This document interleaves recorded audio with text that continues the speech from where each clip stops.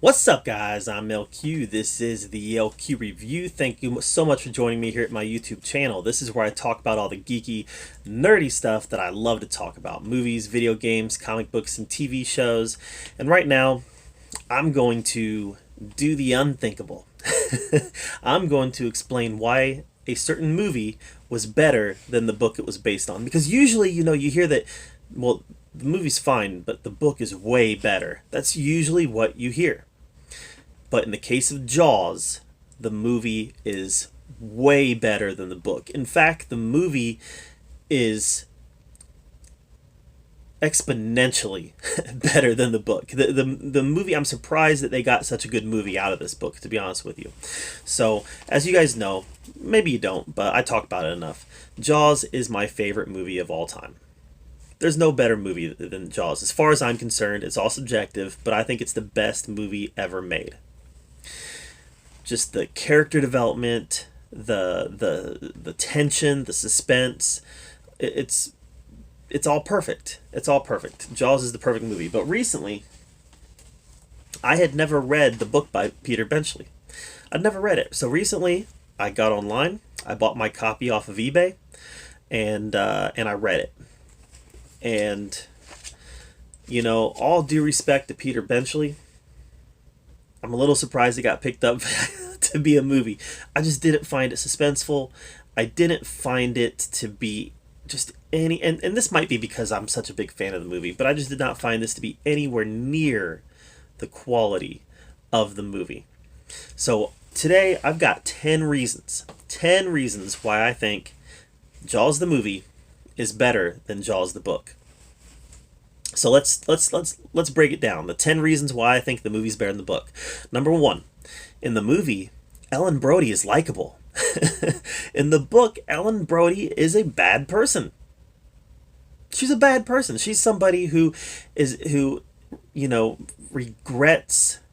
Even though she loves her husband, you can tell there's a lot of regret in her life by leaving her life of privilege that she had and marrying a police officer that's never going to be rich. And, she's since kind of lost contact with all of her friends who are kind of upper class, and she can't really develop a footing in amity. She can't really make a lot of friends. And she's kind of stuck in this mom life that she, even though she loves her family, she's kind of stuck in this mom life that she has come to regret.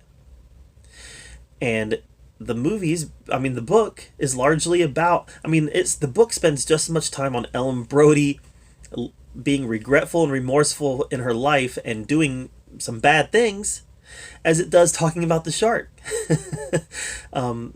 She becomes so discontented that she ends up having an affair. And I'm sorry, I can't root for this character. This character's not a good person. Now, there might be legitimate reasons why she's behaving the way that she's behaving, but it's not even being framed by Peter Benchley in a way that makes her sympathetic. You can have somebody have an affair in a story and you can be sympathetic to that character, but there's nothing sympathetic about her. Her husband is a good guy.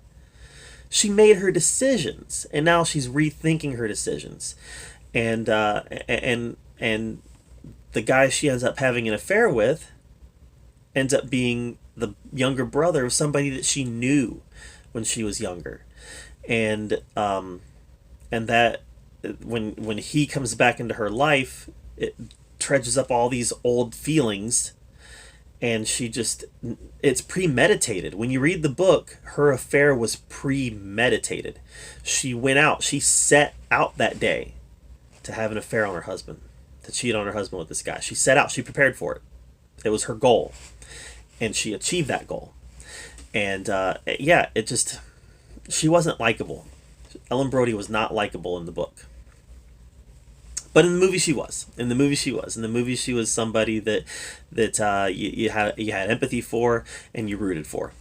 All right, number two. The second reason why the movie is better than the book is in the movie, Alex Kittner's death carried more weight. All right? In the book, Alex Kittner wasn't even the only person to die that day. You had Kittner died, and then about 30 minutes later, an old man got killed. And the book focused more on the old man than it did on Kittner's death. But in the movie, In the movie, Alex Kittner becomes the driving force behind Brody's mission to kill the shark. In the movie, he has the interaction with Alex Kittner's mom where she smacks him, where she smacks Brody, and she says, you know, you wanted the beaches open. She blames Brody, and Mayor Vaughn is like, I'm sorry, Martin, she's wrong. And Brody's like, no, she's not. That became his driving point in the movie. That he was driven the rest of the movie by that interaction, and that interaction didn't really exist in the book. They kind of alluded to it a couple times, that was a motivating factor behind him, but there wasn't a focal point. There wasn't an action that took place that set the rest in the motion. So yeah, Alex Kittner's death carried a lot more weight in the movie than it did in the book. All right, the third reason why the movie is better than the book. Hooper was not a villain in the movie. In case you haven't caught on yet, Ellen cheats on Brody with Hooper. and Hooper was just this, he was put into the book as basically an antagonist to Brody. Somebody who would antagonize Brody, somebody who would make Brody question himself, somebody that would make Brody question his aptitude, his ability, and ultimately it made Brody question his manhood, right? It made him question whether he was good enough. And they had a lot of sparring sessions where they even almost came to blows a couple times. They literally almost fought a couple times. That's how much they didn't like each other. And in the movie, they worked well together. They were friends. So, yeah, Hooper worked much better as somebody who was there genuinely to help. Now, granted, the Hooper in the movie, I think, was very interested in achieving some of his own ends, researching the shark, etc., etc. But the Hooper in the book, he was there for much different reasons. Eventually, literally put him into the book for much different reasons. And Hooper just did not work in the book the way that he worked in the movie. And in fact, Benchley knew that he was an antagonist because he kills him at the end. Hooper dies in the cage. In the cage, Hooper dies. He gets eaten. He doesn't swim down to the bottom. He's eaten. And that is a sign to me that Benchley knew Hooper was an antagonist. Spielberg, the way that Spielberg wrote Benchley, he knew that, the way that Spielberg wrote Hooper, he knew that Hooper was a protagonist. So they had to spare him. So yeah, Hooper was not a villain in the movie. And that's one reason why the movie is better than the book. All right, number 4, Quint. Quint was so much better in the movie. In the book, he was written kind of as this greedy fisherman, this greedy guy who took people out on fishing tours, and all that he cared about was money.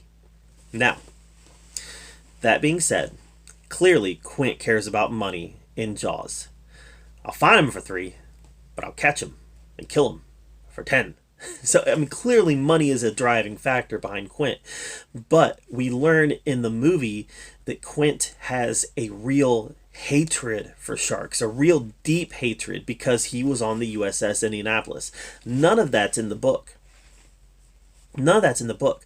But we learn in the movie that he's got this hatred for sharks, that sharks have scarred his life. And what happens is, in the movie, because what we learn about Quint, he becomes more of an Ahab-like character. And honestly, I think that Quint was kind of framed as an Ahab character in the book, but you didn't really buy it because Ahab hates the white whale, and Ahab is willing to die to take out the white whale. I never got that in the book Jaws. I never got the sense that Quint was willing to die to take out the shark. Maybe a little bit at the end. There was a point where Quint said it's not about the money anymore. That was near the end of the book, but it still wasn't personal. It was more about Quint's pride being hurt by the shark than some sort of personal deep resentment, a scar that he has on his soul. And in the movie, his hatred for sharks runs so deep that when he eventually becomes self-destructive out there. He eventually becomes self-destructive to the point where he puts everybody else's life in jeopardy as well. And at the end, Quint faces a demise in a much more terrifying way. He died in the book, but in the book he gets tangled up in a rope and drugged to the bottom. He's not even eaten. And in the movie, he meets. I mean, it's terrifying, but it's kind of a fitting end for somebody who was self-destructive. Our fears. They say that our fears can be what kills us. Our fears can be what defeats us. And in his case, his fear ultimately defeated him and took him. So Quint was so much better written, in the movie. I mean, it's night and day. Literally, it's night and day how better Quint was written in the movie than the book. All right. Number five, the fifth reason why Jaws the movie is better than Jaws the book. The movie did not break the tension by returning them to land every night. So in the book, they literally go out and hunt for the shark during the day, and then at night they return to land, they sleep, they eat, and then they go back out the next day and hunt for the shark again. Basically, Quint is taking them out on a big fishing tour every day. And they're literally paying him $400 by the day. That worked in the book, but in the movie, that would have just constantly broken the tension. The whole idea was for them to be out there. Man versus nature, man versus beast. And not to be able to retreat whenever they wanted. And eventually, Spielberg even made the wise decision to incapacitate the orca. So they literally were out there, man versus beast. Yeah, it's one of those things where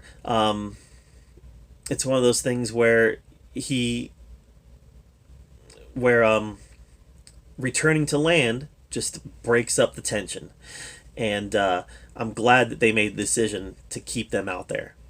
I mean, even in the book, even after Hooper died, they came back in the next day, and they went back out the next day. I'm sorry. After a shark rips into a cage and pulls Hooper out and eats him, we're not going back out the next day. We're gonna call in the Coast Guard. All right. The sixth reason why the movie was better than the book. There was no boring, meandering mafia story. Oh my gosh. This Larry Vaughn mafia story, again, you had these subplots that just took away from the main plot of the movie.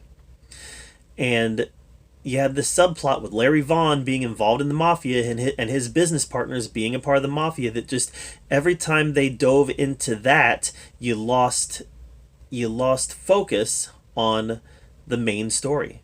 And it was just meandering. So, yeah. Thank goodness there was no mafia story in the movie. All right, the seventh reason why the movie was better than the book. The movie wasn't racist. The book was racist. And I realized the book was written in a different time, but a lot of the language that was used and a lot of the scenarios that were discussed were racist and inappropriate. And why? I think Peter Benchley was especially not very good at writing women, because Ellen Brody was completely unbelievable, and Peter Benchley even writes a scenario where women fantasize about being raped by black men, and I'm just over here like, ugh, that's racist. Like, the book had a lot of content like that in it, and like I said, I realize that it's a product of its time, but it didn't age well. It did not age well. And, and I realized that the movie came out shortly after the book was published, but Steven Spielberg was incredibly smart and forethinking to not include any of that in the movie, because the movie still stands. The movie's still something that you can enjoy and not have to evaluate it on the merits of bad stuff. And the book now, I feel like the book, you're always going to have this anybody who actually reads it, I don't think you're going to be able to get through it without having that discussion on some of the stuff Benchley put in here. All right, so yeah, the movie was not racist, and that is one reason, definite reason, why the movie is better than the book. All right, number 8, the eighth reason why the movie is better than the book. The 4th of July attack. Guys, that 4th of July attack when Jaws, or when Bruce the shark attacks the guy on the boat, that's iconic. That's iconic. You got your first glimpse of the shark over halfway into the movie. You get your first glimpse, and it's just this fleeting glimpse of him under the water. It's iconic. It's iconic, and that was not in the book. Now, you had a 4th of July encounter with the shark that led to hiring Quint, but it was not anywhere near as cinematic. And the movie did it better. All right, the 9th reason why the movie is better than the book was the tiger shark sequence. A what? When the fishermen, when they go out and they hunt the shark, they actually bring back a 12 or so foot long tiger shark, a man-eater. And that led to a sequence where we established Hooper. We established Hooper as a shark expert. We established, that maybe you guys don't know these waters as well as you thought, because Brody was saying that there wasn't any man-eaters in these waters, and now there's 2, So it definitely allowed for some character development in the movie. We saw that Brody was willing to go against orders and take Hooper down to the dock and dissect the fish. So that was a sequence that was needed in the movie because it allowed for character development for Quint and Hooper. All right, the 10th reason why the movie is better than the book is the finale.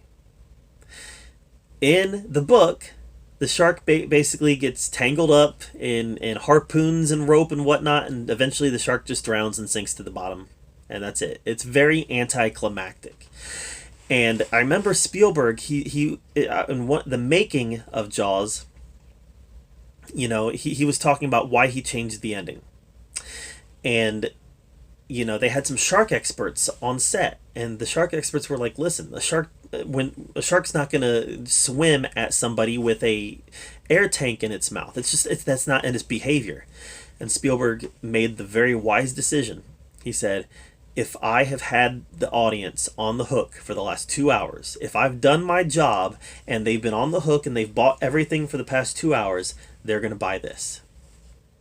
Meaning that if I do everything well beforehand, the audience will accept the ending that I present them. And he was right.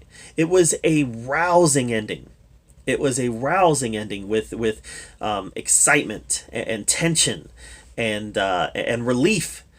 It was a perfect ending to a terrifying scenario. So, those are the reasons why I believe Jaws the movie is infinitely better than Jaws the book. What did I forget, guys? What was in the book that makes it inferior to the movie? Let me know in the comments down below. Maybe you think the book is better than the movie. If so, let's talk about that. Leave a comment down below and we'll talk about it. All right. So while you're down there commenting, make sure you subscribe to my channel. I put out a lot of content and I want to make sure you're up to date with everything that I'm doing. And as always, thank you so much for joining me here at the OQ Review, where we get to talk about all the geeky, nerdy stuff that we love to talk about. And until next time, we'll see you guys later.